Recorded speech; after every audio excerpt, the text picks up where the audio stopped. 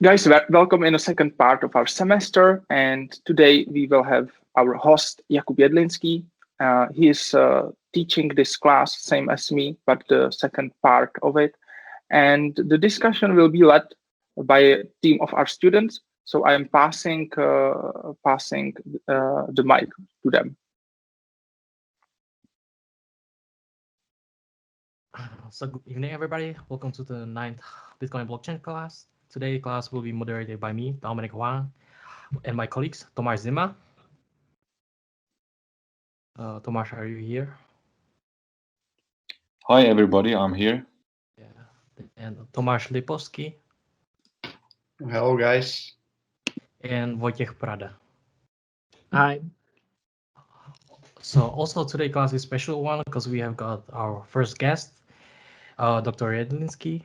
And now I would like to use my screen. Wait a minute. I'm not sure.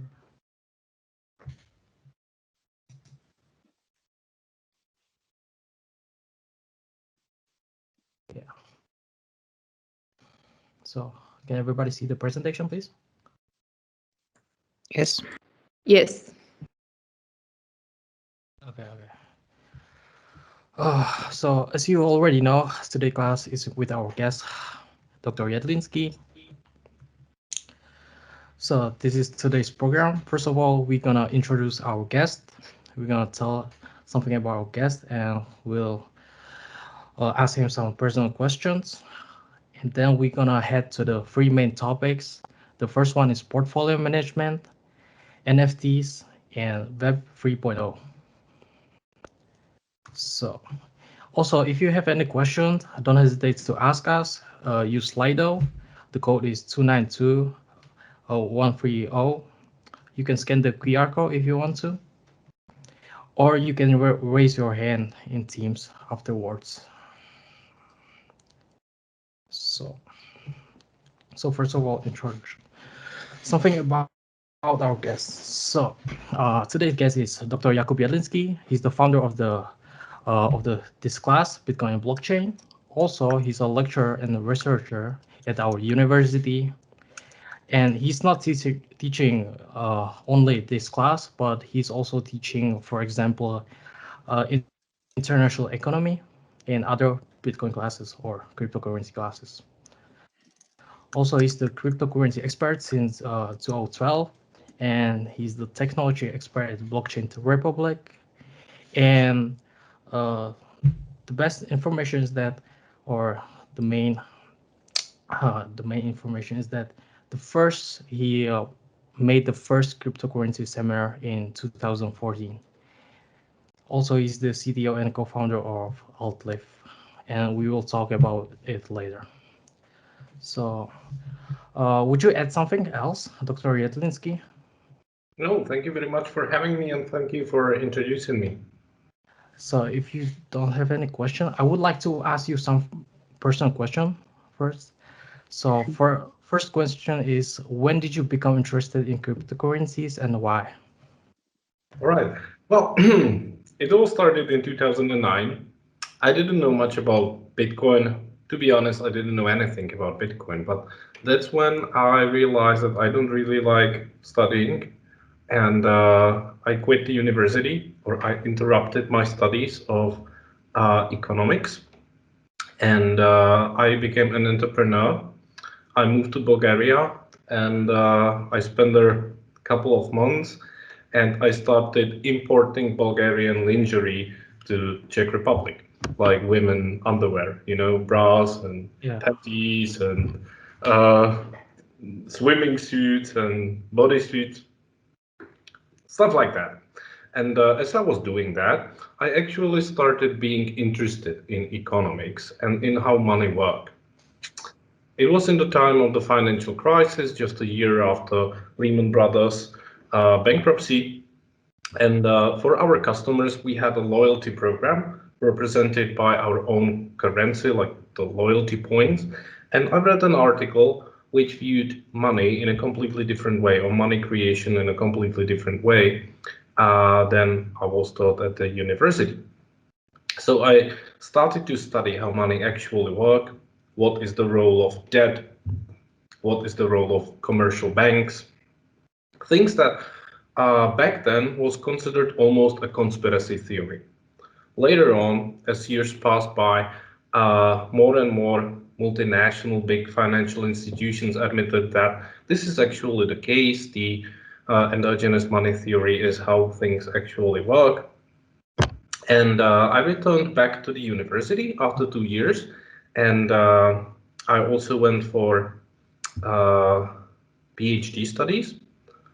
In the PhD studies, I focused on alternative currencies, but I also wrote my master thesis on alternative currencies.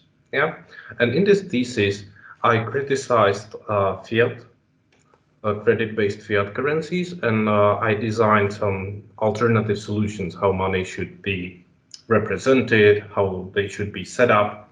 And back then, Bitcoin was quite popular. So I devoted one chapter of this thesis, which was rather long, like 130 pages or something. It was too long. Today, as a teacher, I would hate my students to write such a long thesis, because the teachers need to read it.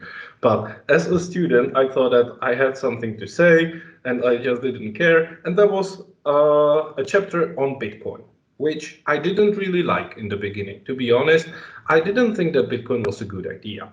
But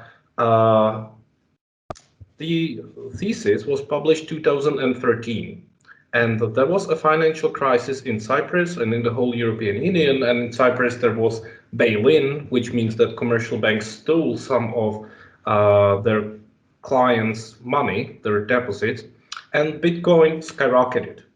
That's when I bought my first Bitcoin for $40. It went from like $5 to 80, and then it fell down to 40, and it was like very dramatic. Everyone spoke about Bitcoin, and that's why everyone was interested in my master's thesis. Today, a lot of students write their theses about cryptocurrencies, but back then it was rather original. So I realized that being interested in crypto, that is a market niche. It's not a market niche today, but it was 8 years ago. Yeah, and I was very much into alternative currencies. I just found out, well, crypto, I don't know whether it's the future, but I know that it is what people are interested in at the moment. So if I want to be in alternative currencies, crypto is the way to go. And then later on, I realized that Bitcoin actually is a good idea. When you don't think about it as something that could replace all other currencies, but as an integral part of a more complex monetary system of parallel currencies, now it started to make perfect sense to me. That I realized that Bitcoin is a very good store of value because of the value proposition of the properties of this currency. So I got deeper, and then I learned that there were also altcoins quite soon. So I started investing in other currencies, and I told about Bitcoin to a friend of mine who was my classmate at the grammar school, and he was not very satisfied with his job because he worked hard, he didn't get much money. So I told him about Bitcoin, and then he started investing in Bitcoin, and also he made 3 videos about NXT. NXT, it was the second biggest currency back then in 2014. Today, it barely exists. It's not even in top 100, and it's irrelevant. But back then, it was the second biggest cryptocurrency, and it was the first one to have proof of stake instead of proof of work. NXT was something like Ethereum is today. Yeah, they brought a lot of new technology, smart contracts. It was not Turing complete, but it had some smart contracts, and it had the naming system and other properties that Ethereum has. And this friend of mine, he only shot 3 videos. He published it on YouTube, and the NXT team decided to make him their marketing boss, the head of marketing in NXT. And the market cap of NXT was $1 billion back then. So it was incredible, you know. And this friend of mine and we decided to have a course at a university that would be about cryptocurrencies, but from the economic perspective. And there was nothing like this in the market. There was one cryptocurrency related course at University of Nicosia in Cyprus and one at Princeton University in the United States, but they were, you know, for programmers. They concerned with the technical side. And we wanted to have an economics course on cryptocurrencies. And there was nothing like this. We knew that MIT was trying to do the same. So we started the race, and we started with our course 1 month before MIT. So it was incredible. And it was popular, like 100 students applied for this course. And in the end, the best students who published some papers or had designs for use cases for NXT, there were a couple of them. And we had a group video call with the designers of NXT. So it was popular. And based on this, the Department of International Economics here, or the department when I work here at the Prague University of Business and Economics, they allowed me to have a stable course devoted for cryptocurrencies and alternative currencies. And later on, this one, which is more about use cases or the economics of cryptocurrencies, was also opened, and that's how we got here. So I must say that I was incredibly lucky. I was in the right time, in the right place. Thank you for your answer. Also, can I ask you right now you got 3 courses towards cryptocurrency, am I right? Yeah, more or less. There are 2 which are running at the moment. There was also another course which I was supposed to teach with Lubo, but it was for students from Hong Kong and the United States. Yeah, specifically for these students. It was supposed to be an intense course. The problem is that COVID started, so the Americans and the Chinese from Hong Kong are no longer able to come here and study here in Prague. So it's been postponed. It never started, but it might in the future. Okay, thank you. Also, so as I heard from you, you didn't think about Bitcoin as a medium of exchange. You thought about it as an investment asset. Am I right? Yes, you're right. You're right. That's the case. Yeah. And are you still holding the Bitcoin from 2013? Oh, well, no. You know, I was selling Bitcoin plenty times. Of course, now I have some Bitcoins because I'm an asset manager at Altlift. I have some cryptocurrencies on my own. Of course, I invest in it. I never sold all my stake, but it's not like I bought a couple of Bitcoins for $40 and now I'm a zillionaire. No, I'm not. I'm sorry, I'm not. You know, the first idea when I decided to buy Bitcoin, and this is a story everyone will tell you. Nobody will ever invest in Bitcoin for the first time he or she hears about it. So my first time, it was Christmas 2012, I think, 11 or 12. And I knew that there was something like Bitcoin and it cost like 10 American cents, like nothing. And it was the Christmas Eve, 24th of December here in Czechia. And I got drunk with my neighbor and we made a decision. We are too drunk now, but the first thing in the morning is that we will take 1,000 crowns, and which is like, I don't know, $40, 40 euros. And the first thing in the morning, we will buy Bitcoin for this. Yeah, but we didn't wake up the next morning. And in 2 days, when we finally woke up, we completely forgot about it for the next 1 or 2 years, you know. So, and this happens to everyone. Nobody ever buys Bitcoin the first time they learn about it. Okay, thank you. That's all from me. And now I will hand over to my colleague, Tomáš Zima.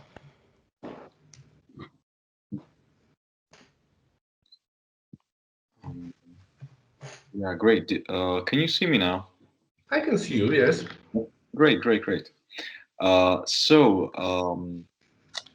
I would like to ask you something about portfolio management, which is one of the topics that we should discuss today.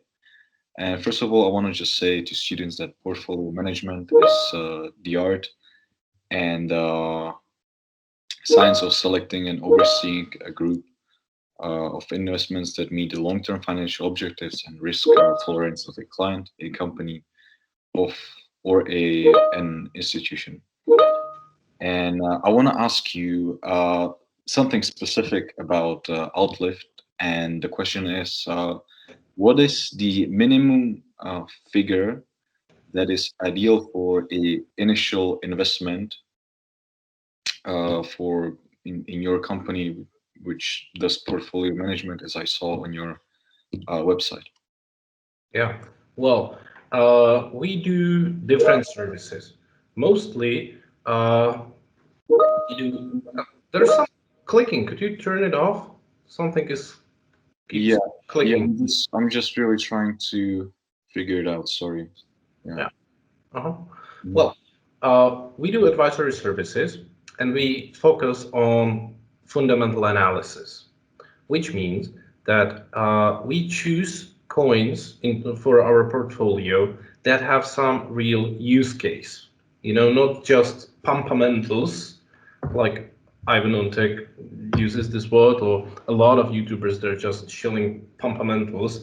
Well, no, we always spend like 8, 10 at least hours studying the coin and whether it makes sense. So we do consulting.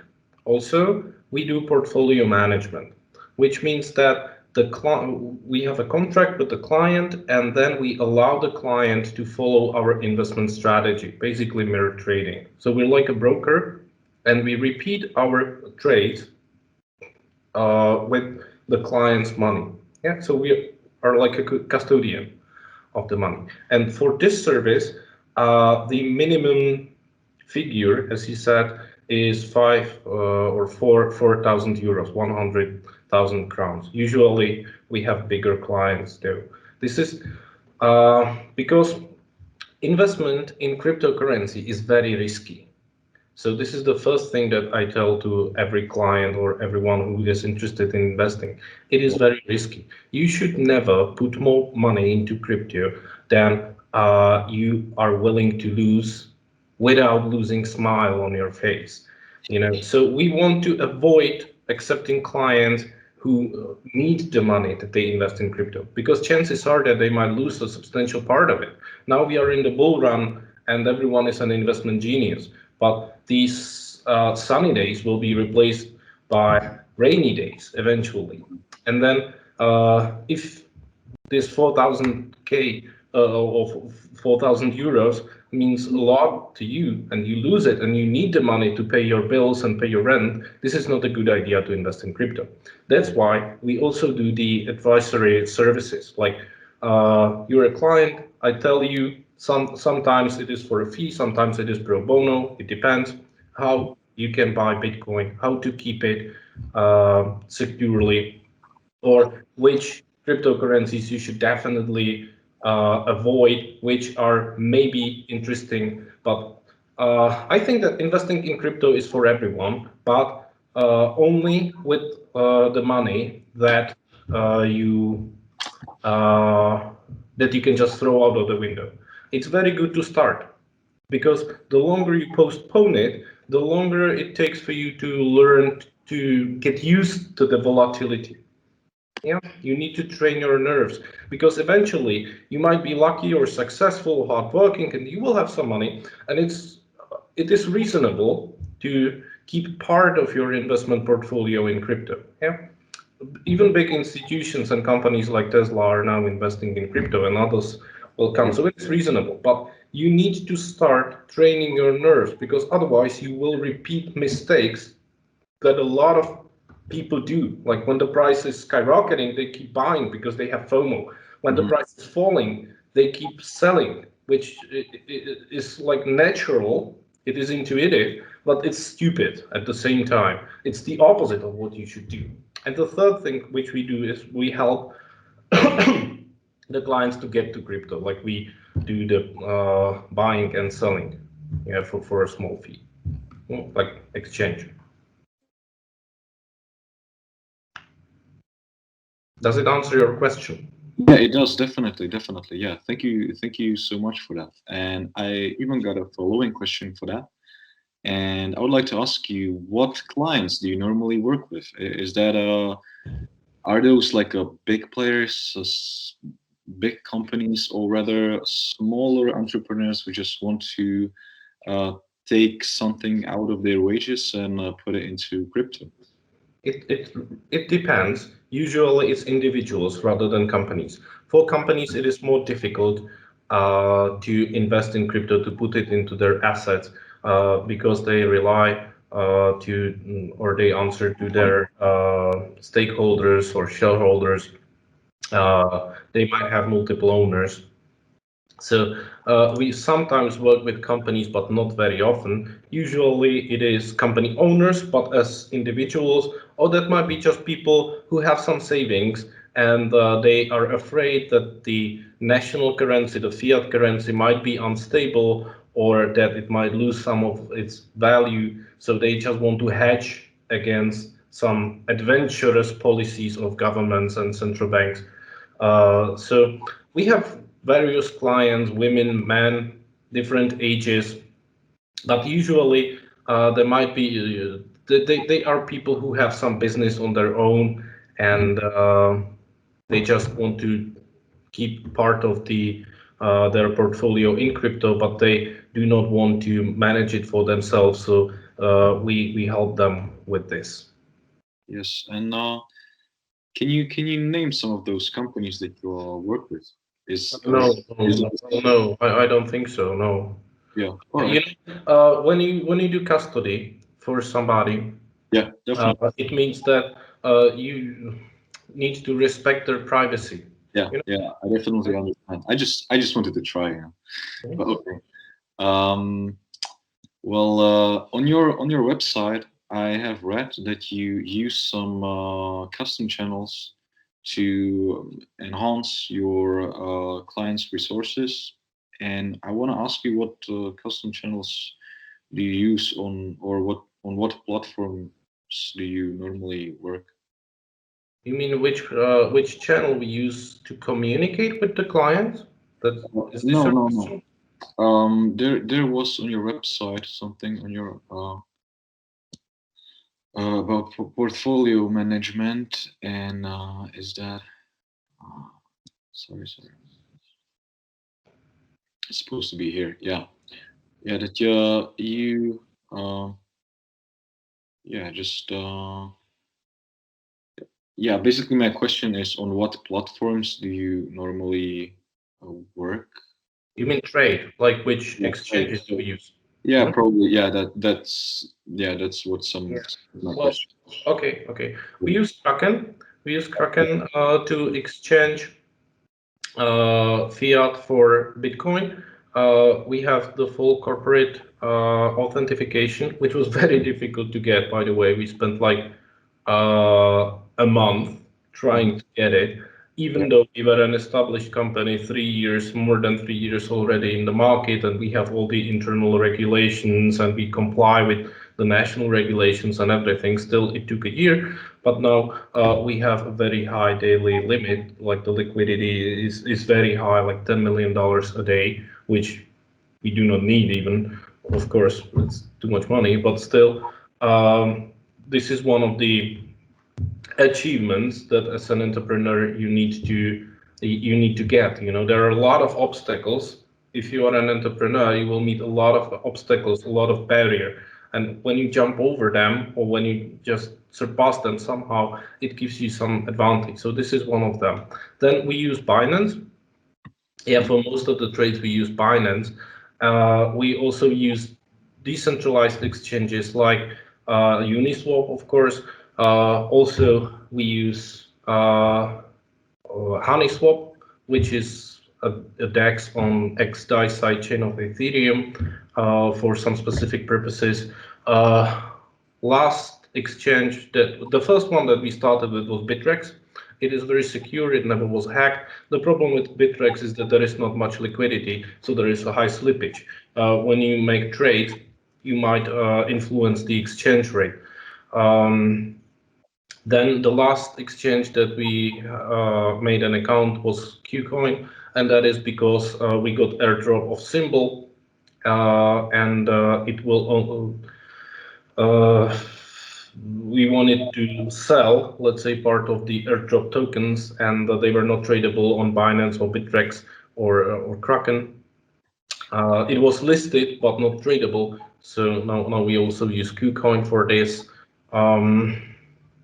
Still, we do not hold majority of the assets in exchanges. We need to have something on exchanges in order to have open stop losses and limit orders and stuff.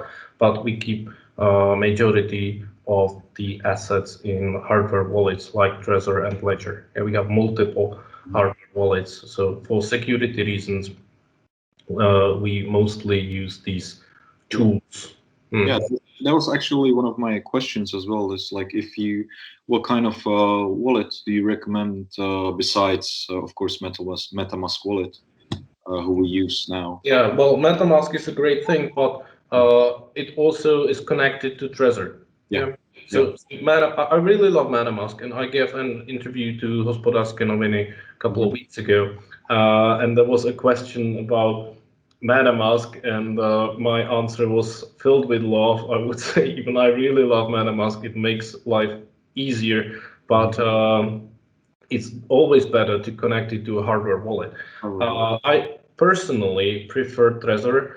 I think that the security is pretty much the same, even though Ledger had some security breach last June, and it was, but it was not connected to the coins, just the identities of the users, which is bad but not critical. Speaking of the safety of the coins, I think they are comparable, but I really like the interface of Trezor. I hate the interface and the user experience with Ledger because you need to click like an idiot. So I really hate it, but we also use Ledger because some of the coins can only be held using Ledger. So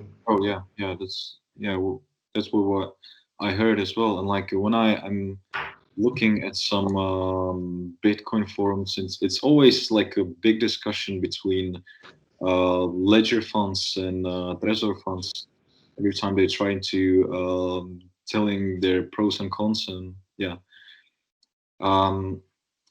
I would like to get back a little bit to your company Altlift, and I would like to ask you, how do you do your marketing, and how do you get to your customers? If you are just cold calling them, or do they get to you, or do you get to them?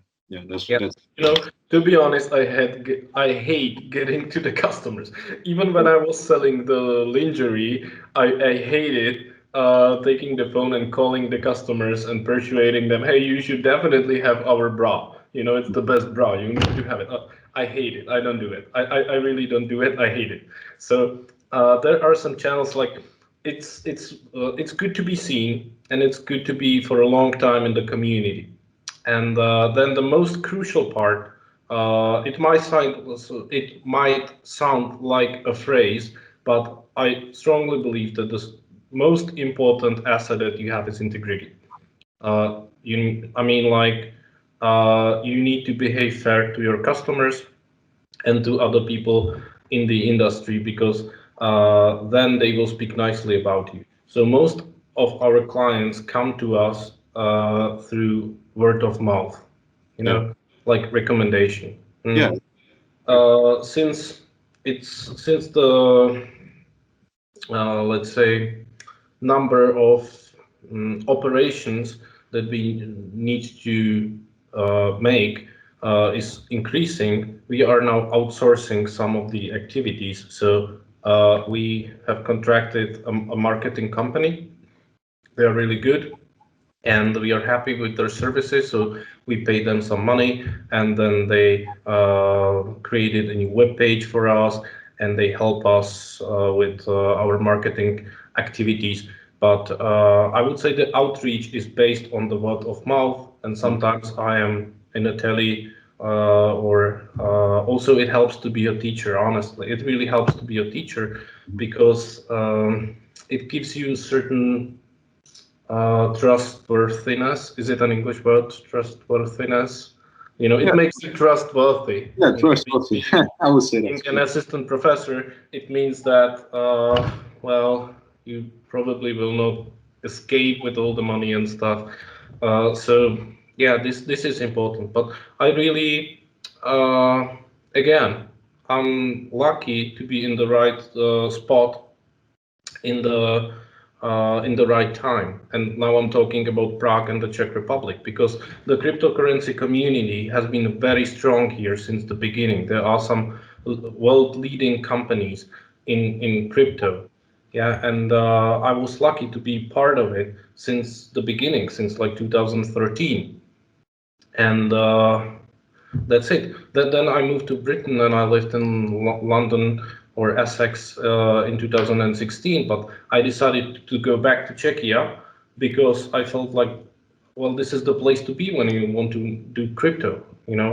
It's a great opportunity to be here among other people who are influential in this business. So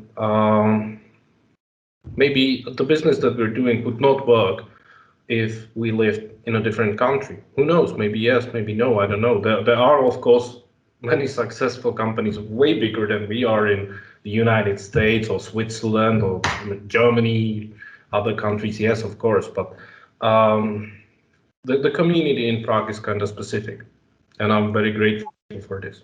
Yeah. I mean, I have heard just positive things about the Czech Republic and field of crypto. Because, for example, our restaurant downstairs, because I live in Prague, and our restaurant downstairs actually accepts Bitcoin, which is kind of crazy for us. But we were really like, okay, are you really doing like a Bitcoin payment? And he said, yeah, we are really into it, and we are trying to learn as much as possible in our restaurant. It is possible, so yeah, kind of interesting for us. Good. Yeah, and I do have one of the questions about the portfolio again and managing that portfolio. And my question is, to what extent do you diversify your clients' portfolio? If it is just some kind of altcoin, like I don't know, I don't even want to give any examples. Maybe you can just answer me which altcoins do you prefer, and if you diversify it like I don't know, 25% or just full mode 100% to one altcoin.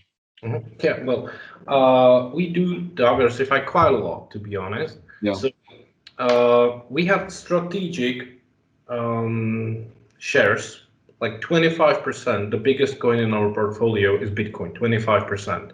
Yeah, we're called Altlift. My colleague invented this name, like alt for altcoin, lift like up. So we are about altcoins. Yeah. Yeah, I got it. So, but still, Bitcoin is the best cryptocurrency. Yeah, this is absolutely clear. This is absolutely clear. It's the best cryptocurrency, so it has the strongest position in our portfolio. Then, and I believe that Bitcoin already is established. Bitcoin is not like 0 or 1. Like when you're investing in stock, there are some value stocks, and their value has already been proved by utility. And I think this is the case of Bitcoin. And then you have growth stock, which is more risky. Yeah. Yep. It's yes or no, black or white. So speaking, I believe that when you take a look at any of the altcoins, chances are that in a couple of years it will not exist. Like the value will drop almost to 0. So Bitcoin, I don't think that the price of Bitcoin will ever go to 0. I think that it has already been established to 25%. Then we have some other coins like Ethereum. Of course, it would be unorthodox not to have Ethereum in the portfolio. We have quite a big stake in Binance Coin, which was great. Today I shorted it. At the peak, I sold it for 680, which I think was around the peak today. I'm very happy for that. Again, it was lucky, but great. Yeah, then we try to diversify, like to have some NFT tokens, but I'm not really so much into the artistic NFT tokens. I don't think that it is a crazy idea in general, but I just think that they are really over pumped. So we have Engine, which is for computer games. This is an area I know something about because I was a game developer for 4 years. And we have Theta, which I believe is one of the most used blockchains, or definitely will be, and they are making great progress really in streaming videos or providing video content in a quite decentralized way. So Theta, we have Decentraland Mana token, like the I would not say virtual reality, but it's like the metaverse. Then we have some DeFi projects like Aave and Uniswap. We have their Celsius, which is centralized but well working. And again, it proved its qualities last week.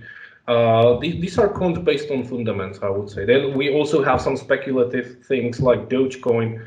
1% of the portfolio is Dogecoin because Elon Musk keeps shilling it quite repeatedly. So time to time, you just take the profits and now we are speculating on XRP, which we got rid of in the middle of December when there was the problems with the SEC, the American regulator. And we keep analyzing these coins, and we have a bigger team of analysts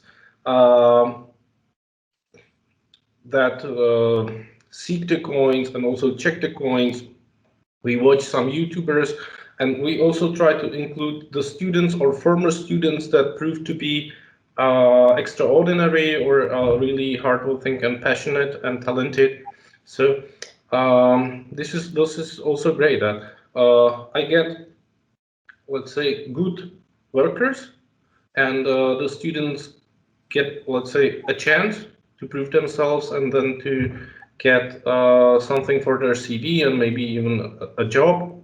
Yep. So I think this is a win-win situation, and this is what I like about teaching. That you get the feedback from the students, and you have the chance to give somebody a chance, and also to work with talented people and to exchange ideas, especially when you're working with students from all around the world, and now they have different perspectives. So this is extremely enriching. I hope it's quite enriching for them, but definitely it's enriching for me to learn about situations in different countries and points of view in different countries and learn from the young students. So this is also a privilege. So yeah, we keep changing the portfolio, and so there is a strategic proportions for a long run, and in the short run, when let's say Bitcoin should have 25%, and now the price goes up, so it goes to 28. So we just sell part of Bitcoin and buy something that has dropped. The opposite, what is the intuition, but this is the way, how you can automate buying the dip and selling the peaks. It's called rebalancing of the portfolio. Yeah. We also really appreciate that you are sharing your ideas with us. And speaking about NFTs, I would like to pass the word to my colleague Tomáš, who would like to ask some questions about that. Thank you very much. Yeah, so these NFTs are getting crazy last week, last month. So I'm also really interested in this, and that's why I want to ask you some question. What do you think is potential of NFTs, and what do you expect from them in the future? Mm-hmm. Yeah, well, I think there is a lot of potential, and it actually complies with our vision. In Altlift, we have this vision of a tokenized world. So what I always was trying to say as an economist is that world needs more currencies. More currencies that specialize for different functions, not just for competition. Competition is a good thing. It helps you to select a better, more sustainable project, but also that there is like distinction between functions. It's not a good idea to want from money to perform all the monetary functions at the same time, because some of them are contradictory. It's like trying to shoot a flock of goose with just a single bullet. You cannot do that. You need to find a target. You need to find a port, a harbor to which you sail. You cannot just sail to every harbor in the world because you got stuck in the seas. You cannot do that. So I think it's a good idea to have different currencies for different purposes. And my vision is that you have a cell phone, and in the cell phone, you keep tokens representing various assets, be it Bitcoin, be it an NFT representing whatever, being fungible tokens representing vouchers for McDonald's or any product that you like shoes or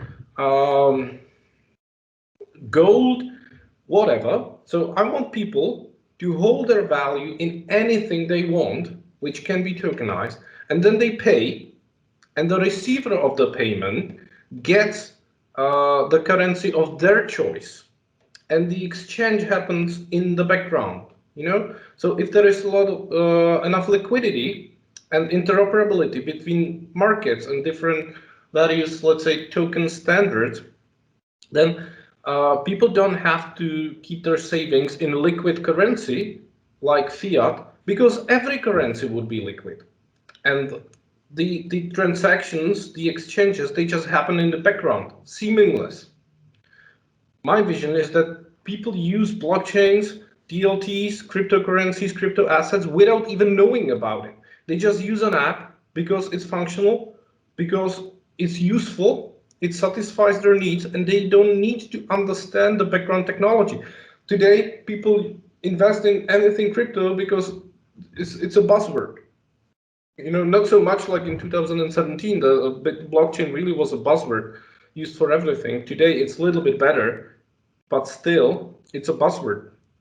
Once people don't need to think about it, they can just buy a virtual piece of a house in form of an NFT, and they don't think about NFTs. They think, oh, I like the house. Can I buy it? I have like $500 at the moment. I don't know what to do with them. I won't need it until next week. So could I just buy a virtual piece of the house and then sell it?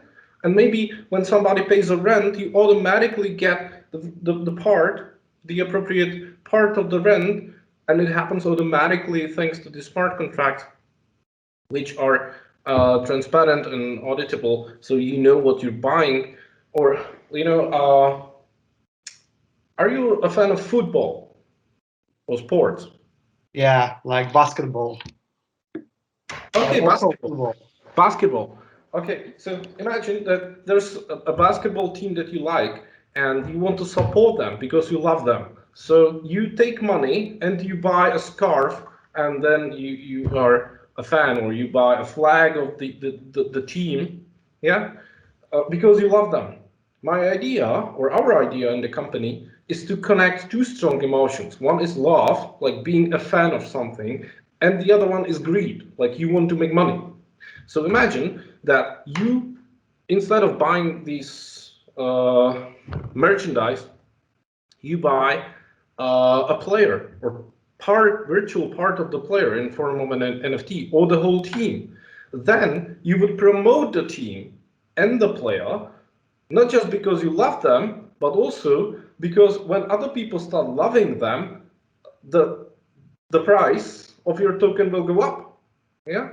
So you combine two strong emotions, love and greed. So you can tokenize pretty much anything in this way, and then everything in the society would be more liquid. There are a lot of governance tokens now. This is also a huge topic. There are problems with the way we regulate our activities. how we elect politicians. People see that democracy is in crisis, and a lot of people now don't believe in democracy anymore, and they think that we should have strong leaders. I'm very afraid of this. I don't believe in strong leaders, you know. So I agree that the way we choose the politicians to represent us and we can change our decision every 4 years, it might have been suitable for the level of technology that we have in the first half of the 20th century. This is what Harari says, the influential philosopher. Yeah, that the way how we govern society should correspond to the level of technology. We have governance or government model that is suitable for the first half of the 20th century, before the internet revolution and everything. So today, I believe things or the governance could be more liquid. And that's what I love about cryptocurrency. This is the mission. This is my mission, and this is the mission of cryptocurrencies, to promote the ideas how to govern some public affairs or some common enterprises in a more liquid way. What does it mean, liquid? It means that you can change your decision anytime. Like, you can choose again and then again. And when you make the same decision and you keep the same tokens representing governance, this is a great thing. But it's way greater thing when you can change the decision. Yeah.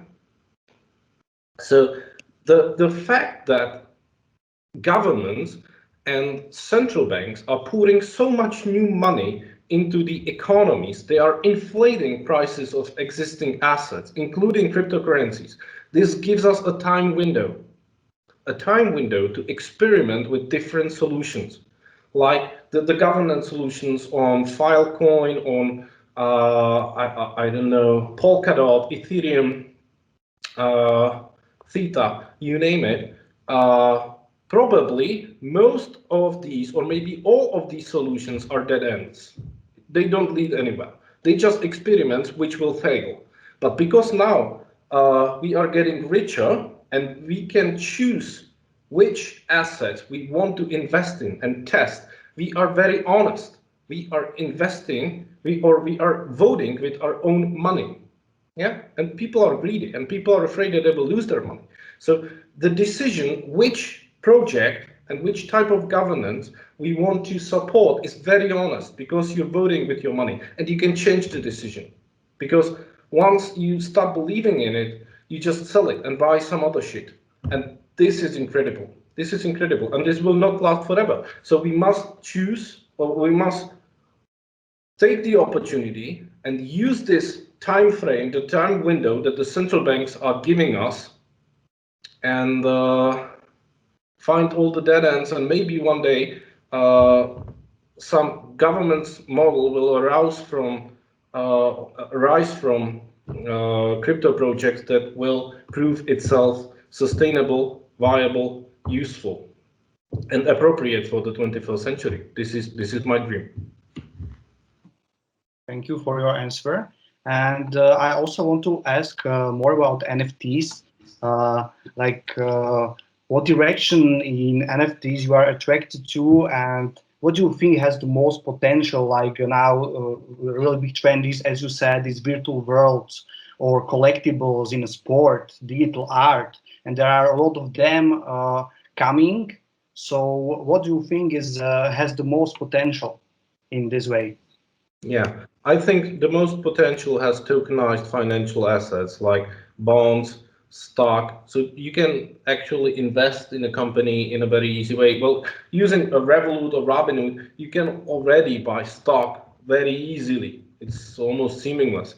And then you can sell it. But my idea is that you can pay with it directly. When you're buying a kebab down the street, you just click and you sell your Tesla. Yeah. So I think this is the future for tokens. Then I also like digital assets in computer games. Like there's a game called Gods Unchained, which is pretty much like Hearthstone by Blizzard, but it looks nice. It looks nice.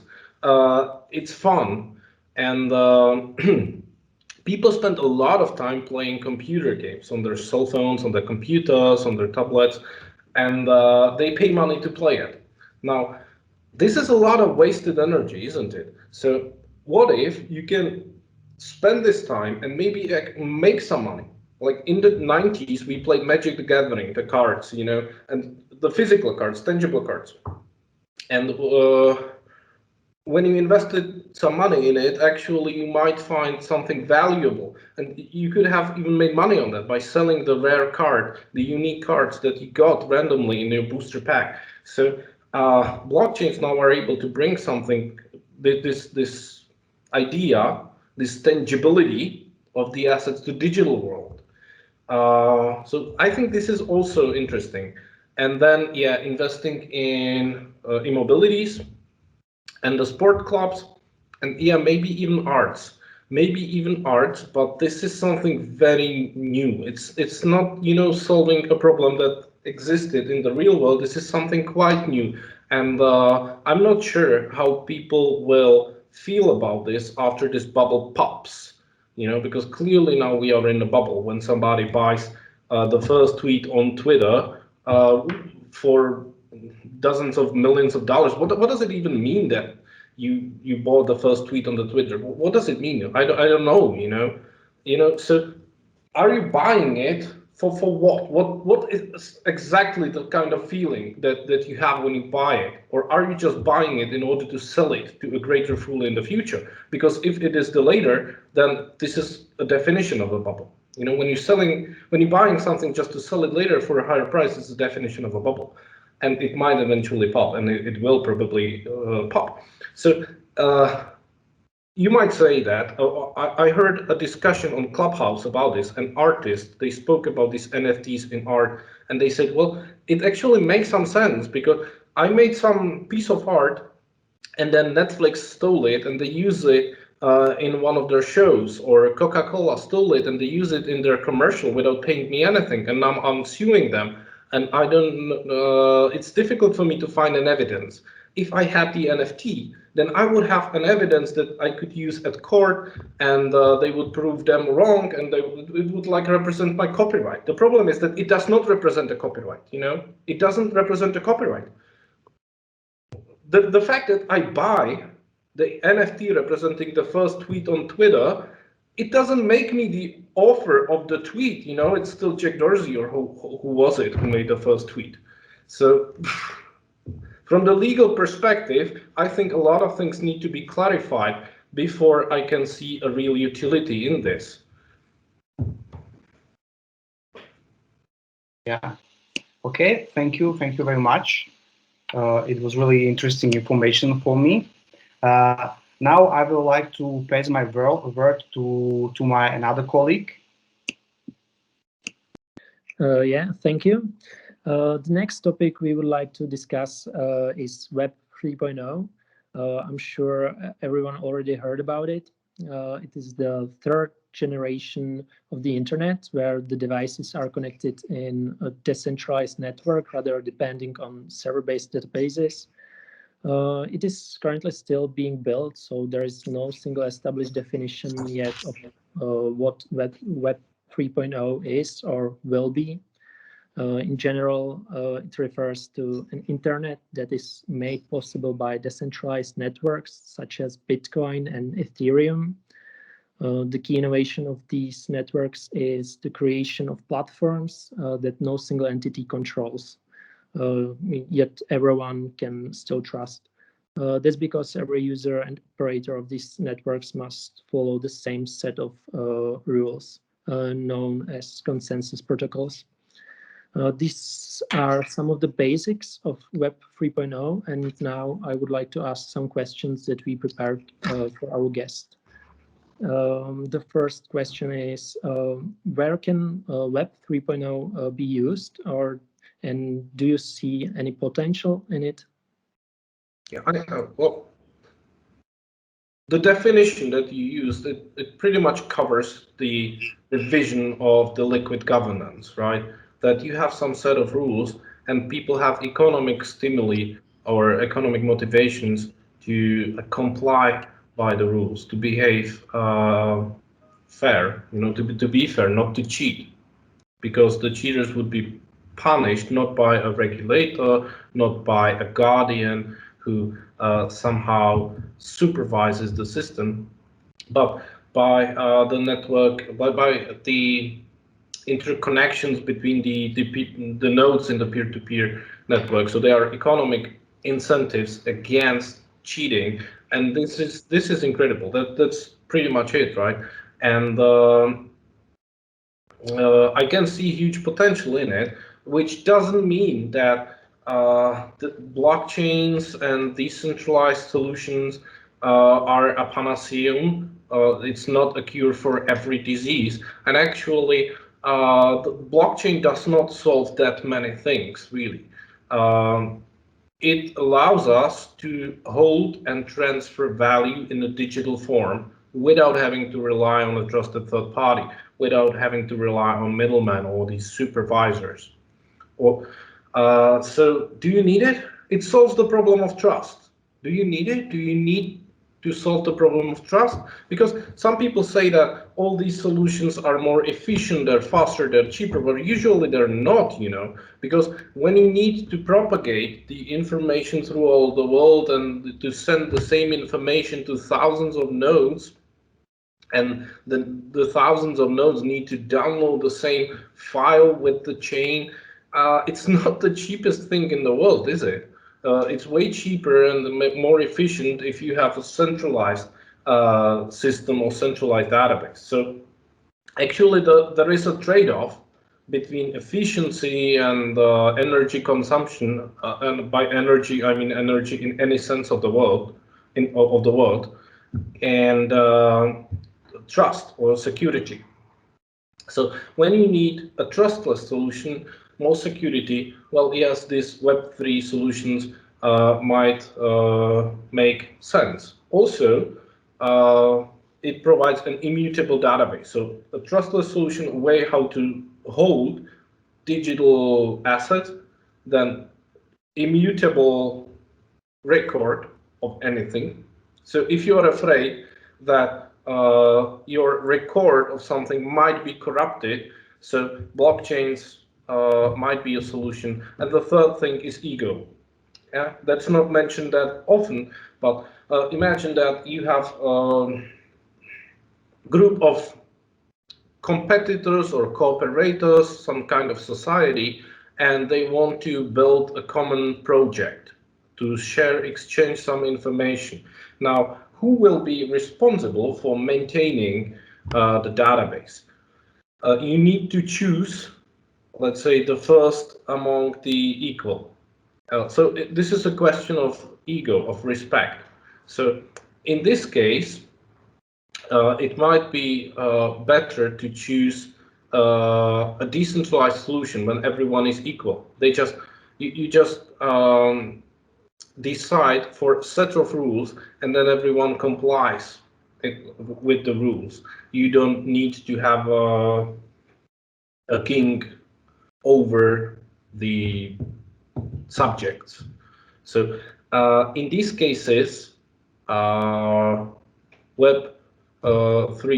or DLTs might be usable and useful, but again, it's not a panacea. It's not a cure for every disease. It's not a divine miracle that solves all the pains that you have. You need to design it properly, and that's not that easy. Most of the solutions will prove themselves to be inefficient or wrong, or just not that special to attract majority of users. A new solution must be way better than the legacy solution to attract the critical mass of users. So I'm a huge fan of these things, but also I'm quite conservative or skeptical when evaluating projects that claim to change the world. Bitcoin has changed the world quite clearly. Some of the other projects might have changed it a little bit, like Ethereum and some other, but there are thousands of cryptocurrencies and shitcoins, and almost all of them claim to be the special thing. Well, they're not, you know.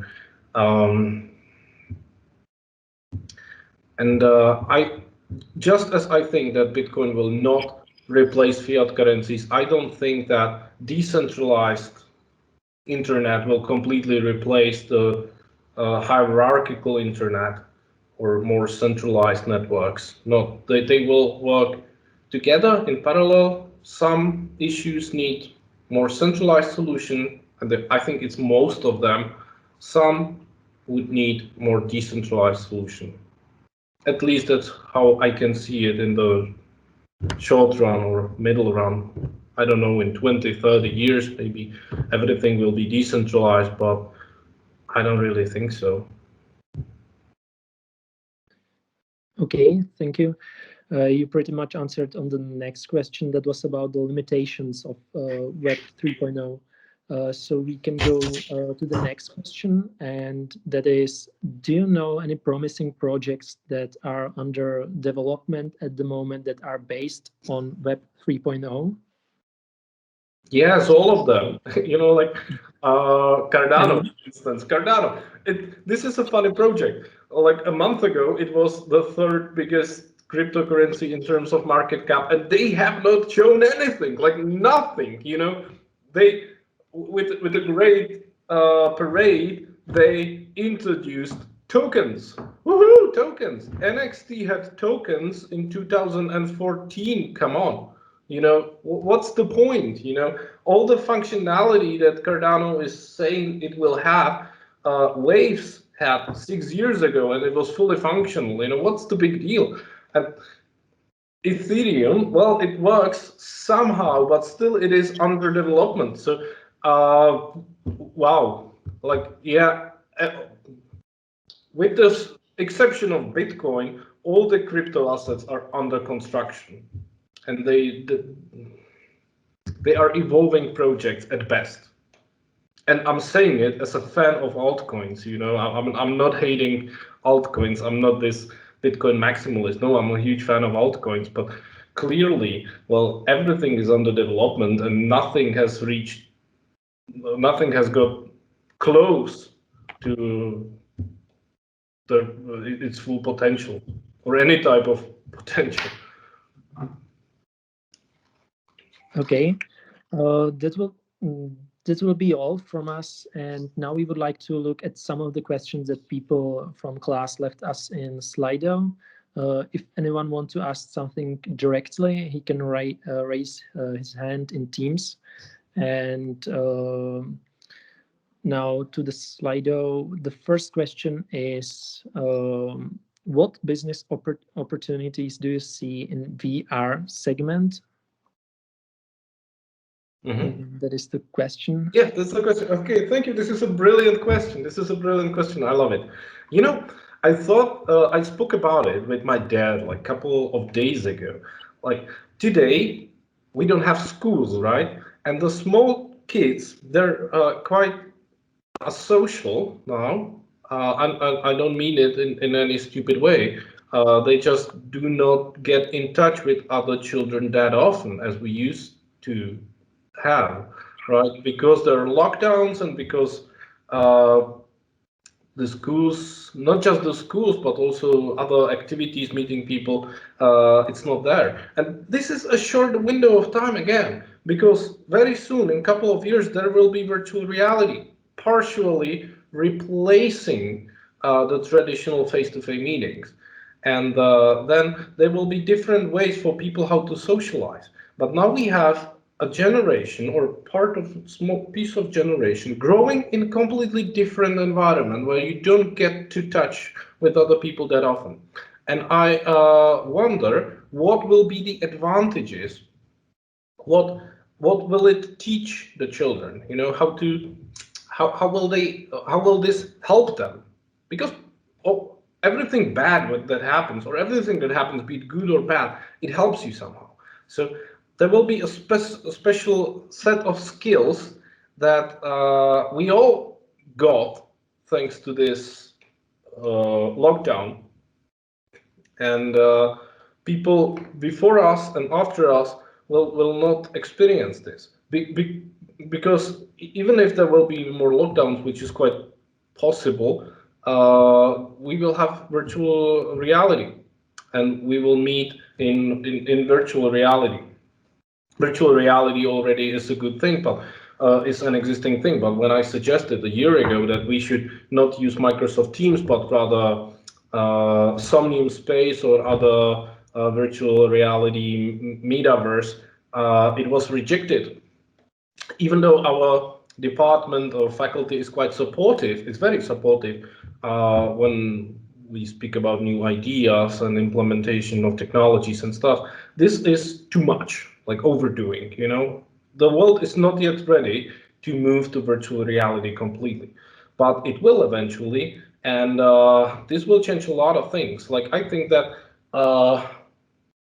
housing or living in cities will get cheaper because people will prefer to move to countryside. You will have a room in your house. This is the idea of Tomáš Sedláček, by the way. It's not my original idea.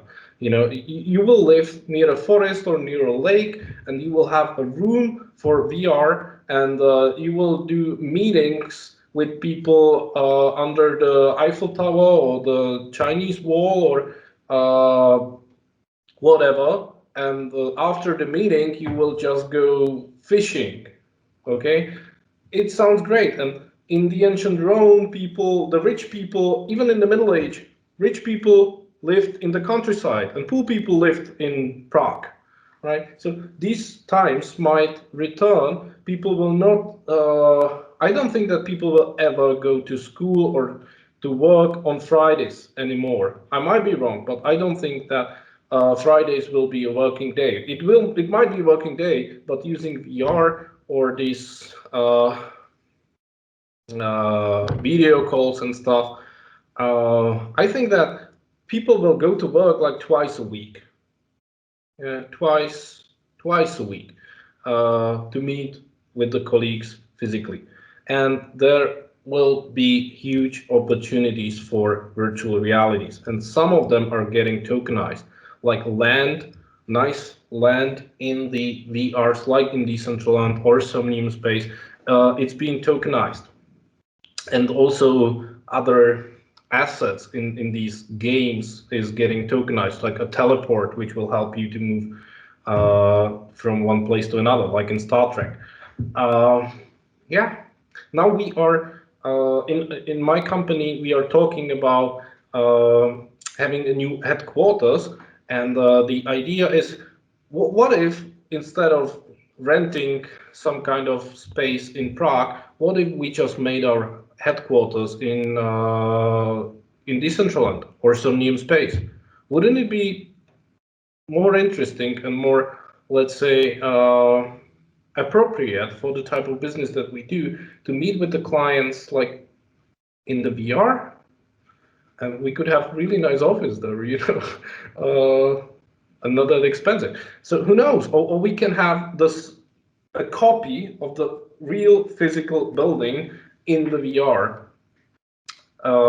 It is an interesting technology, and it is an interesting investment opportunity.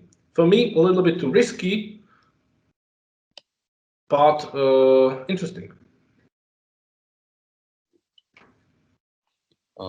Well, yeah, I got another question from Slido that would probably be interesting. And the question is, how to spot opportunities for the best time for buying and selling short and long? You know, I would recommend you to work with women. You know, women are better in sensing these points, and it's scientifically proven and statistically proven that if you have a female trader in your team, you will outperform the all-male teams. So yeah, we have a woman in our team who does a great job in, let's say, sensing these opportunities, and then we have this robot who tells us, well, the coin went up because you know, it should have 8% and now you have 9.5, so just sell 1.5%, and That's it. So it's partially instinct, partially, or for the bigger part, I would say it's fundament.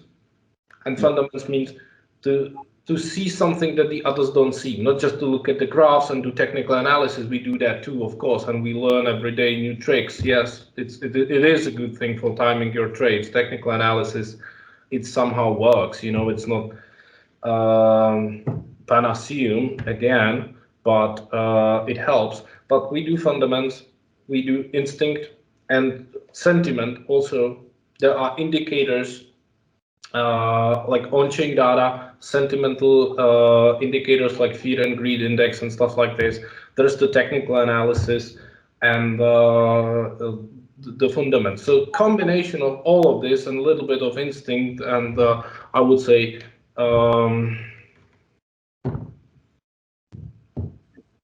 and strategy, a long-term strategy. You know, learning from the mistakes. The interesting thing about crypto is that the market behaves differently every month. Like every month is different. So you learn something in January and you try to apply it in February and it does not work anymore. So you need to understand what moves the market. Like if there was only retail in the market, I would already be shorting everything because too many people are calling and they want our services. When that happened in 2017, shortly after that, there was the break and the bear market started. So there's a general rule of investing that if your janitor starts to speak about an investment opportunity, you should sell. Yeah. And that's exactly what happens in crypto now. But the difference is that retail is not the driving force of the crypto markets anymore. It's the institutions. Mm-hmm. And it's changing every month, and you need to learn from your mistakes. You need to understand what's happening in crypto markets, and you also need to understand what's happening in the traditional world, in politics, geopolitics, traditional finance. That's what my other colleague does quite a lot. He has very great insights about what's going on in politics and what you might expect from governments and banks and central banks in different countries. And it's also connected to the cryptocurrency market. So it's important to have a team of people that have different, emotions, different points of views, different temperaments. Yeah. And trust them and trust each other and combine these insights. True. Yeah, you probably can't become a successful day trader overnight, right? No. Rome wasn't built in a day. No. True. So David Olear raised his hand and probably got some questions. So David, if you got something to say, tell us. Yes, thank you. I would like to ask Jakub about the situation he mentioned in 2012 or 11 when he was the first try of buying Bitcoin, but unluckily he got drunk and hangover, so he didn't buy it. So my question is, where could ordinary people in 2012 or 11 buy a Bitcoin? What was the possibilities of buying the Bitcoin? Yeah, that's funny. That's funny. Usually you would just buy it from a guy that had some Bitcoins. The first exchange that I tried was Bitstamp, and I was not very satisfied with them.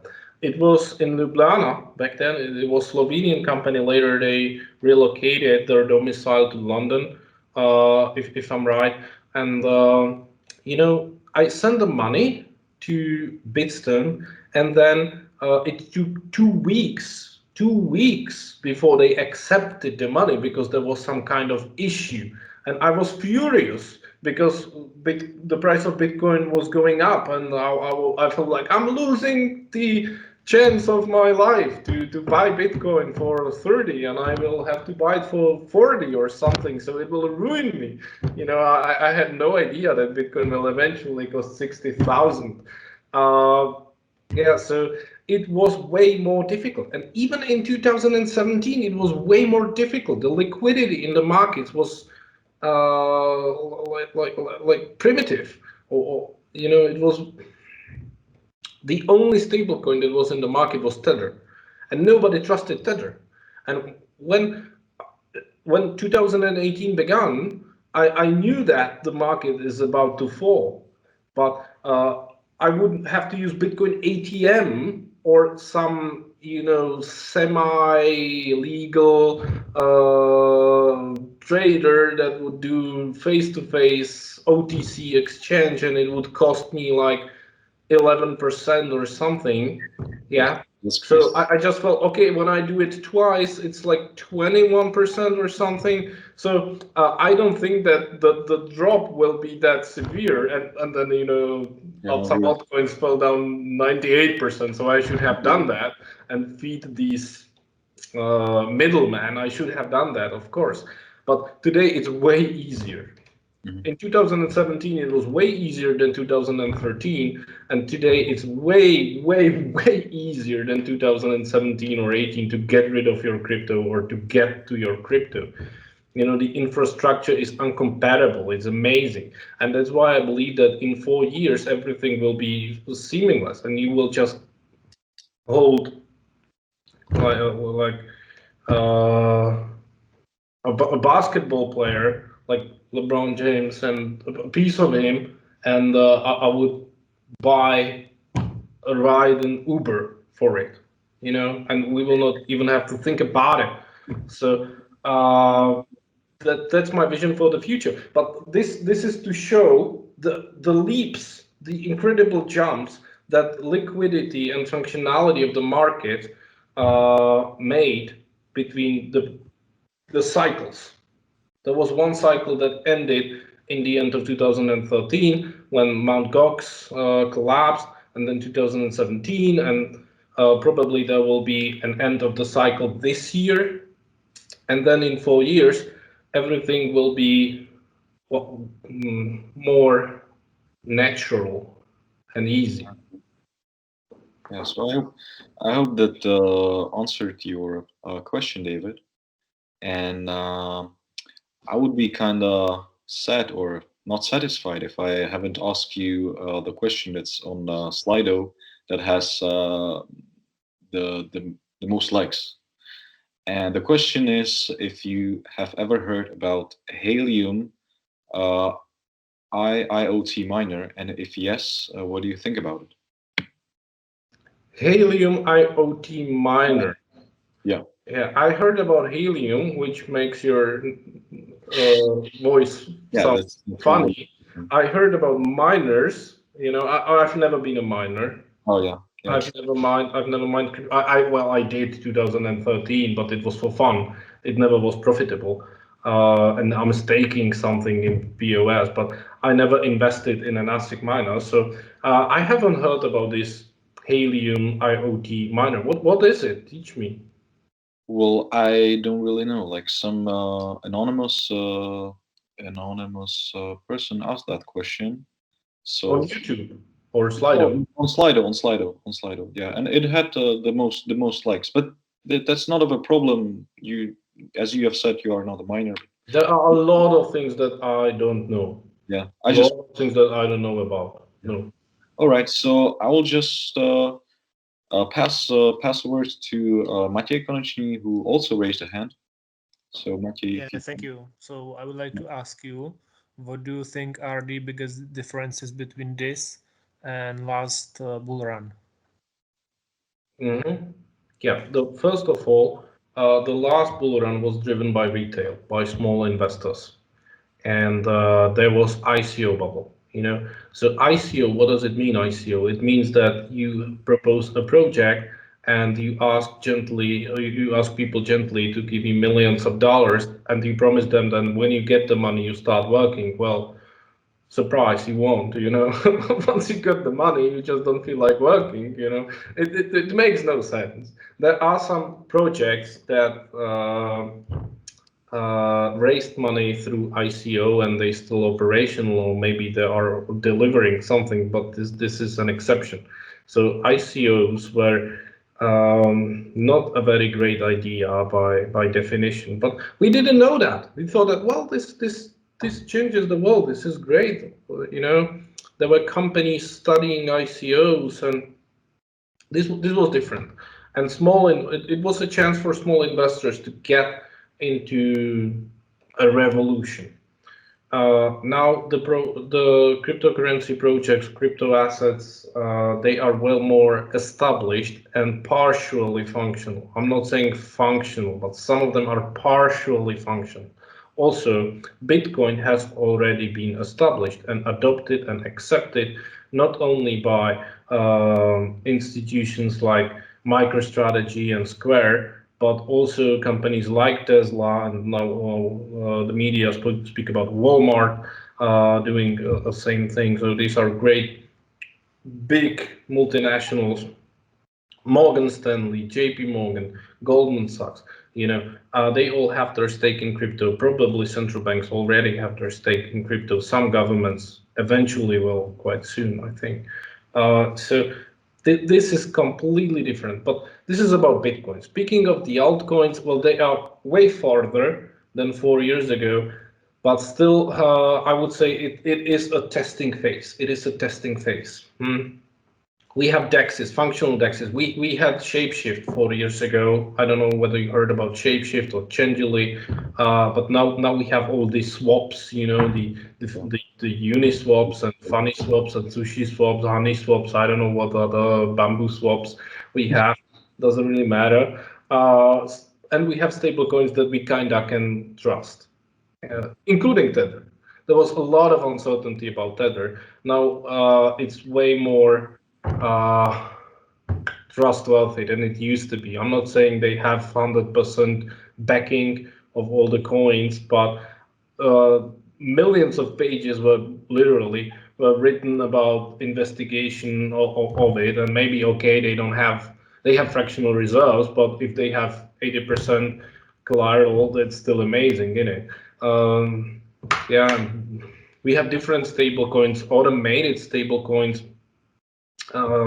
So this is something new. This plays a huge difference. The liquidity, the thing that you have PayPal working with cryptocurrencies, you can buy crypto using Visa, stuff like that, and it's not in the testing phase. It's actually working, so it's quite easy for everyone to just jump into it. Yeah. These are the biggest differences, I would say. And the strongest difference is the public recognition. And also cryptocurrencies, back then it had like 20 to 40 million users.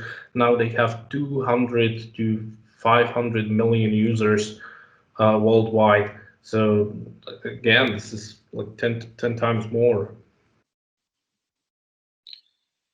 Yeah, I mean, you have Lightning Network. You have Lightning Network. I forgot to mention Lightning Network. I don't think that this is such a big deal, because I don't think that Bitcoin will ever be used for as a medium of exchange. So Lightning Network is a nice thing, and yeah, fine, but still, I don't think that the currency can be a good store of value and a good medium of exchange at the same time. People often talk about the Gresham law, and they interpret it in a different way than I do. I'm aware of it. I just think that the Gresham law describes a conflict in these two functions of money. So when you try to connect them, it's like trying to build a car which is a racing car and the tractor at the same time. You just can't do that. Well, you can, but it won't be a good tractor, and it won't be a good racing car either, Yeah, so I totally understand. Yeah. Can I have one more? You mentioned the public perception. And your company was one of the pioneers here on the Czech market. So how does your typical client change throughout the years since you started? A lot of the clients remained with us, and they were the true hodlers, because of course during the bear market the situation wasn't always profitable, and we are very grateful that they kept their trust with us, and now of course it's easier to make profits, and to in the end of the day all these clients are profitable, of course. So This is great, and I wouldn't say that the typical client changes that much. Maybe there is one important difference. We had a lot of clients in 2017 and 18 who were betrayed by some not criminals, but like crooks or fraudulent so-called cryptocurrency projects like OneCoin, Dogecoin. So we educated the people, hey, this is not real cryptocurrency. So if you want to, restore at least part of your portfolio, because you will never get your money back that you invested in Dogecoin and all these BitConnects and this crap. So we made it up for them at least partially. So there were a lot of clients who were betrayed by these multi-level schemes. I don't think that we have new clients coming from this pool. Now we have more people that never heard about crypto. They did hear about crypto, but they never invested in these pseudo crypto projects. They just want to invest because they are skeptical about the future economic situation because of the adventurous monetary policies and stuff. So the motivation, let's say, changed a little bit. I'm not saying that 4 years ago all of our clients were people who were, let's say, betrayed by Dogecoin, but some of them were. Yeah. Well, we are almost running out of time. Maybe I want to just ask you the last question that was like most of the likes on Slido, and then I would like to pass the words to Claudia, if she wouldn't mind. And the question is, what do you think about Beretcoin? It's supposed to be one of the... About Beretcoin, Yeah.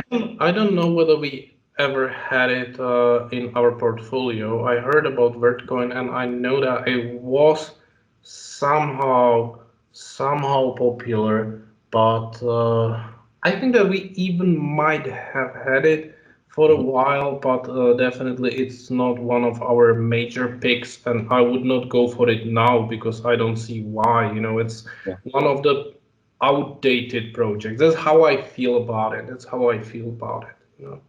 Okay, interesting. And Claudia, she raised her hand a long time ago, so yeah, probably a last question, and then the discussion will end because we're really running out of time. So Claudia. Thank you very much. I'm very glad that you liked my question about VR, and I would like to continue in this topic a bit. But in the game field, I'm quite interested. What should we what we need to experience to see games to create tokens, and not very tokens, maybe gears and something like that, which can be like a which can be shift from one game to another, because it's not possible. They thinking about it, but yeah, there are competitors. But for example, in VR, it's quite a huge question, because when you buy a house, well. Yeah, I completely understand your question.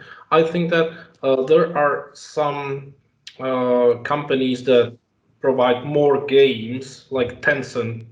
Tencent would be the world's biggest producer of games, correct me if I'm wrong, and they have dozens of games. So maybe you would be able to take an asset from one game and use it in a different game. But I think that the games don't even have to be of the same genre. Like, you can have a medieval game and you have an asset in the game that represents a dragon, and when you buy it, you can unlock completely different asset just sharing the same hash or the same NFT token in a game with like racing game. So it could be Lamborghini in one game, and it can be a dragon in a different game. And I think that this might help the producers of multiple games to incentivize players to try different games. Like today, when I'm playing a game, there will be ads, you know, these nuisance ads that tell me, hey, you should try this game. But if I get an asset that I can unlock in different games, maybe it would provoke me to try the different game. So I think this would be the first step. My guess. I might be wrong. Okay. Thank you very much. Great. Well, we got some more questions, but we really run out of time. But I want to ask you if it's possible to, because some of my classmates already asked me, if it's possible to answer their questions if I send you like an email or something with the rest of the questions. Yeah, I would be happy to. Yeah, so if there are some other questions that you really want to know my opinion about, I would be pleased to answer them. So just feel free to send me an email or write me on MS Teams.